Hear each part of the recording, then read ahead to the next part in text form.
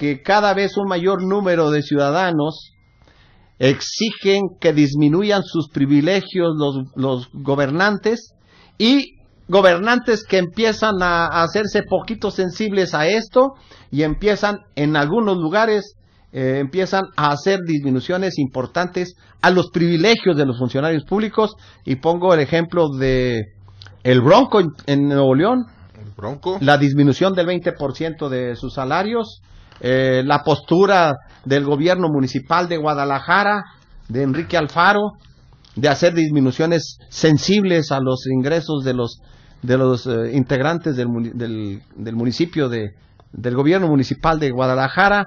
Y luego vengo a Chihuahua, el voto particular de Claudia Espino, la consejera electoral, en donde hace una serie de propuestas, disminución del salario y su oposición a una cosa que es aterradora. Perdonen mis amigos consejeros electorales del Instituto Estatal Electoral, pero es aterradora que en plena crisis del gasolinazo se hayan aprobado el acceso a un seguro de gastos médicos mayores.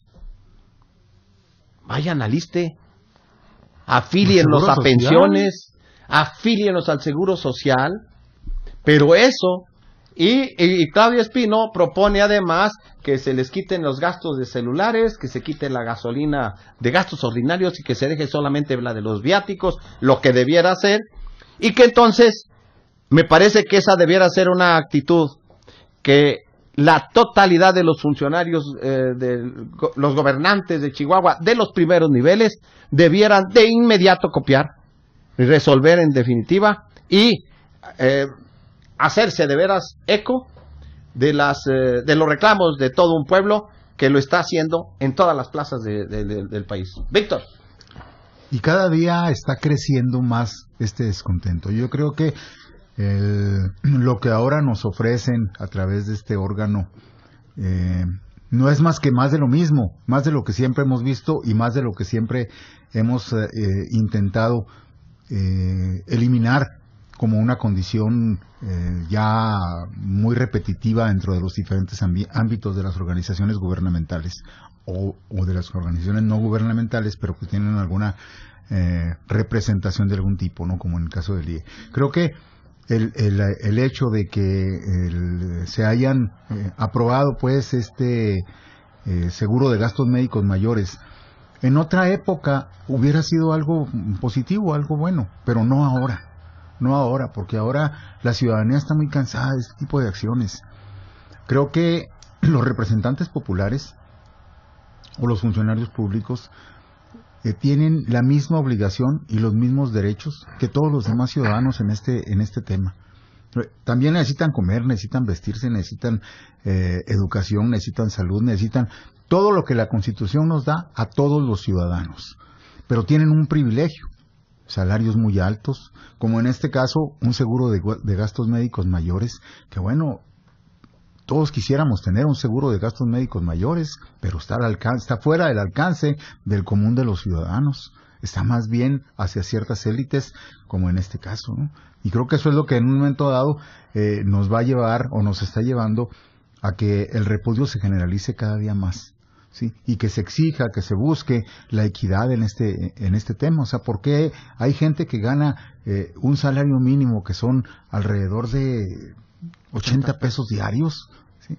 Cuando hay otra gente que gana un salario muy superior, 300 o 250 veces el salario mínimo, ¿sí? Y que también tienen funciones, pero tienen los mismos derechos constitucionales? Entonces, ¿por qué no hay una equidad en ese sentido? Entiendo que quienes tienen un puesto público tienen que tener un salario más elevado, pero no tan elevado como se encuentra en este momento, ¿no?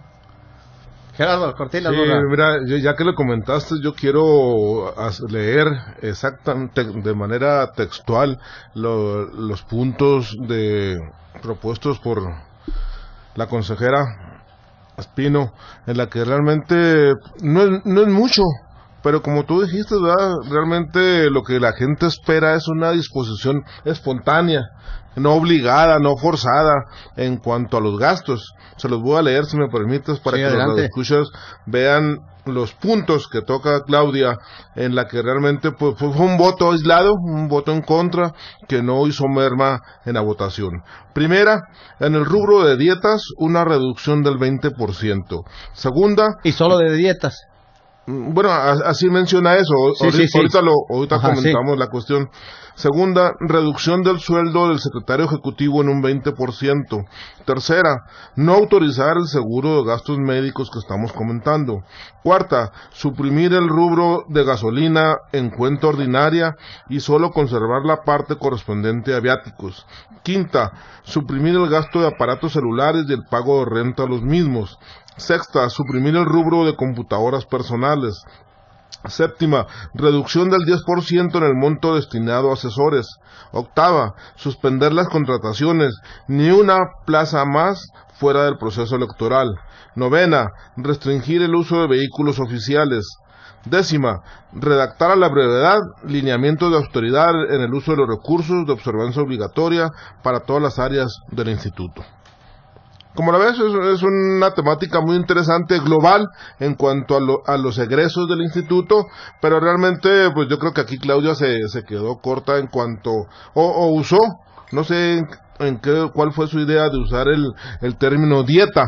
Aquí debemos precisarle a los radioescuchas que los consejeros ganan un sueldo nominal y ganan una compensación.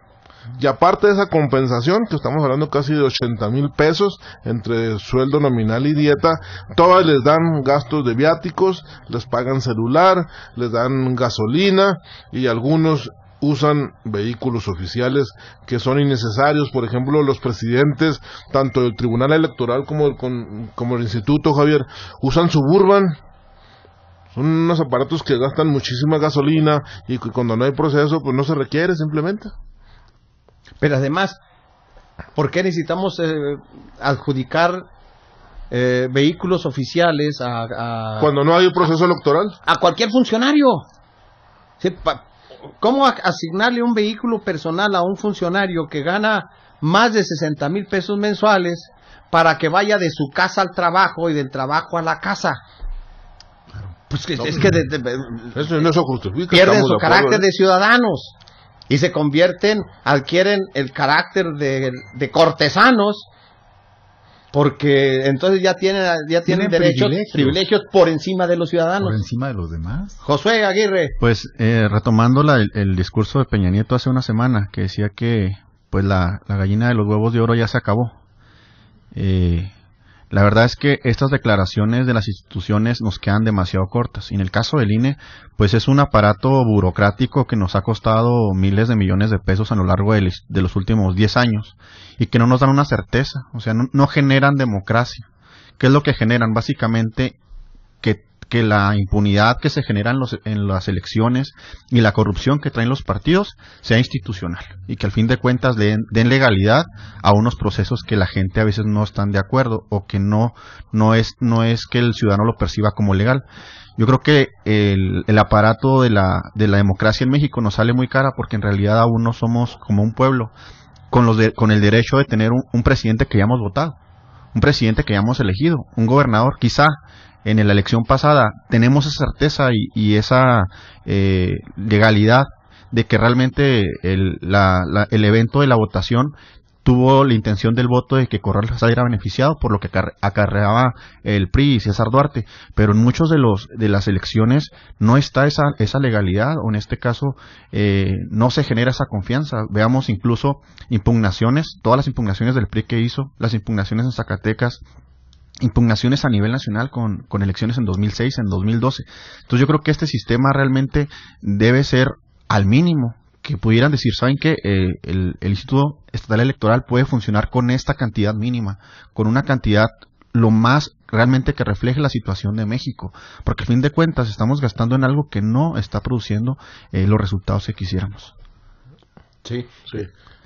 Bueno, realmente, pues, en lo que se refiere al aspecto electoral, el INE es un monstruo. Inclusive estamos viviendo instituciones, como acaba de decir Víctor, a lo mejor hace una década pudieron haber estado bien, ¿verdad? Pero ahorita no se justifican. Ahorita, por ejemplo, los tribunales electorales deberían ser parte del tribunal superior y no un órgano autónomo. Y además, o 5, sigo diciendo. ¿No? Sí, 5 son muchos, pero ya cuando no haya procesos... Esa es una gran discusión nacional, ¿no? Así es, de la autonomía de los tribunales electorales. Es que pueden tener autonomía, o sea... Pero como parte del Poder Judicial. Como parte del Poder Judicial, y cuando no haya procesos, Javier, que se dediquen a áreas administrativas, que trabajen. Y ahorita, por ejemplo, el problema es que nadie trabaja y gana esas percepciones humillantes para todos los mexicanos. Ese tenemos un verdadero problema de qué hacer con la serie de candados que nos fuimos construyendo para tener procesos electorales creíbles. El problema que yo veo es que ya tenemos una buena cantidad de ciudadanos mexicanos que ya nacieron con esto o que crecieron con esta realidad de órganos electorales autónomos. El primer proceso que dirigieron de esta manera es en 1997. Entonces, si les quitas los 18 años o quitas 17 años, los nacidos en 1980 es la primera generación que tiene posibilidades de ver con normalidad esta existencia de órganos electorales, ¿no? Así es. Pero antes de ello, lo que ahora vemos como excesos y vicios, fraudes, no. Hay una prueba documentada como ninguna otra de un fraude electoral, que es la portada del periódico Excelsior que dirigía Julio Scherer, un día después de las elecciones al gobierno del estado de Nayarit, en donde estaba un soldado llevándose la urna y unas señoras colgándose de la urna y del soldado para que no se la llevaran. Ahí si quieren una prueba documentada de fraude electoral, ahí está. Bueno, ese era este país. De ahí, y claro, ahora el problema que tenemos es ¿quién vigila a los que vigilan? Y creímos que la fórmula de órganos ciudadanizados nos podía resolver el problema. No fue así. Los partidos llegaron con es que los partidos tienen control de personajes, incluso en el PRI, el que es ahora presidente del PRI, Ochoa, hace unos años estaba metiendo solicitud para ser consejero del INE. Sí, en el 2000. Y negó en ese momento negó ser priista, ser militante del partido. Así es. Condición sine qua para poder ser consejero. No, yo supe de otro a nivel local. Mario Treviso metió solicitud para ser consejero del Instituto Estatal Electoral, no fue designado y al año y medio era convertido en presidente estatal del comité estatal del PRI. Sí. Entonces, esa liga pues era difícil de romper, de tal manera que lo que ahora tenemos es... y luego para romper, decían, el control de los gobernadores sobre los órganos estatales, uno de los autores de la reforma electoral, don Gustavo Madero, dijo, no, es que a quitarles el control a los gobernadores porque hacen muchos estropicios. Y fueron y se lo entregaron al presidente de la República, a través del INE. Y lo peor del caso es que el Senado es el que designa a los magistrados electorales. O sea, el que tenga mayoría ahí. Pues aquí tuvo dedo directo el actual gobernador Javier Corral a designar a los actuales magistrados electorales aquí en Chihuahua. No es cierto eso, Gerardo. No exageres. Ahí el que tuvo el dedo principal y mayoritario fue ¿cómo se llama? Don Emilio Gamboa Patrón, ¿no? Es el líder se queda dentro de lo mismo, ¿no? Los partidos políticos son los que... Cuotas, estamos en el cuotismo. Pero los partidos políticos no, sino el partido hegemónico, y luego le reparte partes del pastel. Políticos, ¿verdad? Siempre hay uno que tiene... O se puede decir el caso que, por ejemplo, muchas veces en un estado, un partido tiene el control de los órganos y en otros, pues yo quito allá y... Pero es que regresamos a lo mismo, ¿no? Es una consecuencia del sistema. Sí. Si nos vamos a la Cámara de Diputados del estado de Chihuahua, vemos que hay pues hay de varios partidos políticos representaciones. Y sin embargo, cuando ellos hacen una presentación de una iniciativa, un cambio de la ley, cualquier situación que se haga en el tema de legislación, lo primero que sacan es la charola del partido.